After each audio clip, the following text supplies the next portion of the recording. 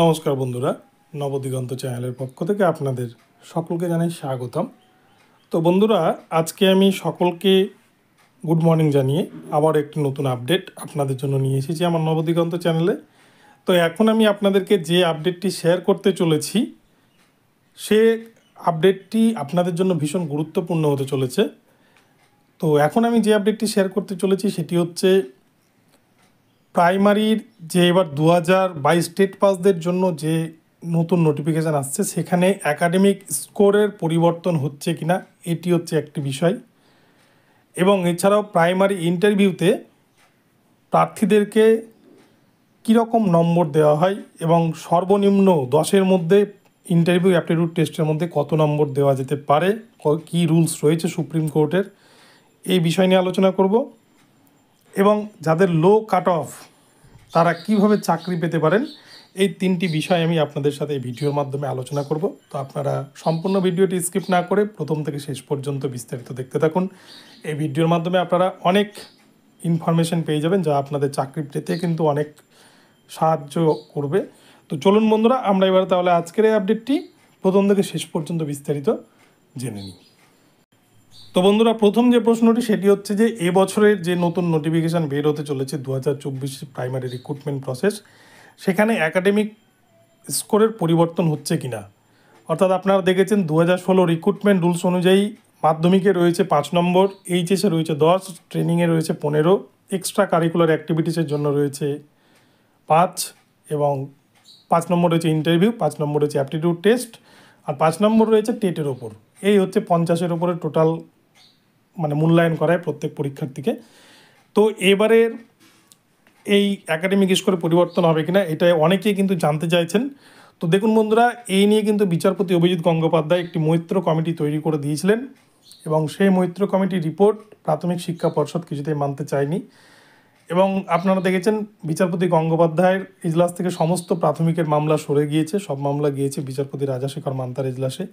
তাই মৈত্র কমিটির বিষয়টা এখনও পর্যন্ত ধোঁয়াশার মধ্যেই রয়েছে। যদি নতুন নোটিফিকেশান বের হয়, সেখানে কিন্তু মৈত্র কমিটির রিপোর্ট লাগু হওয়ার সম্ভাবনা খুব কম, এটা আমার ব্যক্তিগত ধারণা। কেননা মৈত্র কমিটি নিয়ে কিন্তু কলকাতা হাইকোর্ট এখনও পর্যন্ত সেভাবে কোনো জাজমেন্ট আসেনি, বা কলকাতা হাইকোর্ট কিন্তু কোনো অর্ডার জারি করেনি যে এই একাডেমিক স্কোরের ওপরেই প্রাইমারি বোর্ডকে রিক্রুটমেন্ট করতে হবে। এই ধরনের কোনো অর্ডার জারি যেহেতু হয়নি, তাই মৈত্র কমিটির রিপোর্ট অনুযায়ী এবারে কিন্তু একাডেমিকে পরিবর্তন হচ্ছে না, এটা 90% আপনারা ধরে রাখতে পারেন।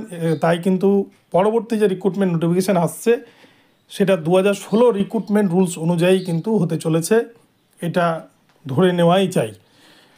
তো এবারে এর পরবর্তী যে বিষয়টি সেটি হচ্ছে যে যাদের লো কাট অফ আপনারা কিভাবে চাকরি পেতে পারেন। তবে তার আগে কিন্তু জেনে নিতে হবে যে প্রত্যেক পরীক্ষার্থীকে, অর্থাৎ একজন ক্যান্ডিডেটকে ইন্টারভিউয়ার যিনি ইন্টারভিউ নিচ্ছেন তিনি কত নম্বর দিতে পারেন। তো দেখুন বন্ধুরা, এই বিষয়ে কিন্তু যখন 2014 সালের যে প্যানেল বেরোয় 42,949 যে নিয়োগ হয়, সেখানে কিন্তু দেখা যায় যে অনেক ক্যান্ডিডেটকে ইন্টারভিউ এবং অ্যাপটিটিউড টেস্টে এক এক করে দেওয়া হয়েছিল। কোর্টের নির্দেশে যে ব্রেকআপ মেরিট লিস্ট প্রকাশ করেছিল 2022 সালে প্রাথমিক শিক্ষা পর্ষদের চেয়ারম্যান গৌতম পাল মহাশয়, তখন আপনারা দেখে থাকবেন অনেককে কিন্তু এক করে দেওয়া হয়েছে সর্বনিম্ন। এবং যারা চাকরি পাননি তারা এই নিয়ে আরটিআই করেছিলেন, অনেককে কিন্তু আরটিআই দেখিয়েছে যে 0 পেয়েছেন তিনি ইন্টারভিউ অ্যাপটিটিউড টেস্টে, 10-এর মধ্যে 0। এই নিয়ে কিন্তু সুপ্রিম কোর্টে মামলা হলেও সুপ্রিম কোর্টের তরফ থেকে একটি বিষয় উঠে আসে যে প্রাইমারি নিয়োগের ক্ষেত্রে, অর্থাৎ 2016 রিক্রুটমেন্ট রুলস অনুযায়ী কোনো প্রার্থীকে যদি ইন্টারভিউয়ার 0 দেন, সেক্ষেত্রে কোনো বাধা নিষেধ নাই। কেননা প্রাইমারি 2016 রিক্রুটমেন্ট রুলস অনুযায়ী কোন ক্যান্ডিডেটকে কীরকম নম্বর দেওয়া হবে সেটা কিন্তু ইন্টারভিউয়ের ওপরেই নির্ভর করে। সেখানে কিন্তু কোনো বাধ্যতামূলক নম্বর নেই যে প্রেজেন্ট হলেই প্রার্থীকে 1 নম্বর বা 2 নম্বর দিতে হবে, এরকম কিন্তু কোনো বিষয় নেই। অর্থাৎ কেউ 10ও পেতে পারেন, কেউ 0ও পেতে পারেন। তো আশা করি আমি আপনাদেরকে এই বিষয়টি পরিষ্কার করতে পারলাম যে যে যেমন ইন্টারভিউ দিবেন তার উপরেই কিন্তু তার ইন্টারভিউর নাম্বার ভ্যারি করবে।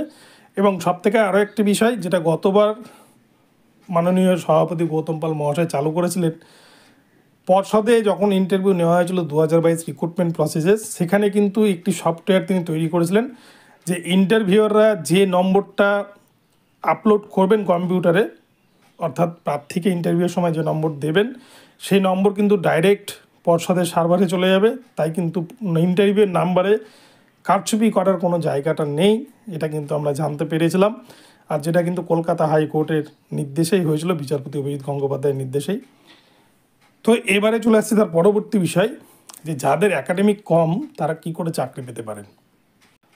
তো বন্ধুরা, আপনারা একটু ভালো করে যদি খেয়াল করেন, 2016 রিক্রুটমেন্ট রুলস অনুযায়ী আমি বললাম একটু আগেই যে মাধ্যমিকে রয়েছে 5, এইচএসে রয়েছে 10, ট্রেনিংয়ে রয়েছে 15। এই 3টা নম্বরই কিন্তু সবথেকে বেশি ভ্যারি করে, এবং তার মধ্যেও যদি কারো এক্সট্রা কারিকুলার কোনো অ্যাক্টিভিটিস থেকে থাকে সেখানে কিন্তু সে পায় 1 নম্বর। তবে হ্যাঁ, এখানে যদি কেউ যদি গানের সাথে যদি আরও এক্সট্রা কারিকুলার যেগুলো অ্যাক্টিভিটিস রয়েছে, কবিতার সার্টিফিকেট পাওয়া বা এই সমস্ত যে জটা দেখাতে পারে তত নম্বর কিন্তু সে পাবে। এনসিসির জন্য 1 নম্বর, এরকম বিভিন্ন ক্ষেত্র কিন্তু রয়েছে। তো এছাড়াও যাদের একাডেমিক কম, দেখুন ইন্টারভিউ অ্যাপটিটিউড টেস্টে কিন্তু রয়েছে 10 নম্বর। এখানে কিন্তু ক্লাস ডেমনস্ট্রেশনটা হচ্ছে মেন সব থেকে, ক্লাস ডেমনস্ট্রেশন যেটাকে অ্যাপটিটিউড টেস্ট বলছে প্রাইমারি বোর্ড।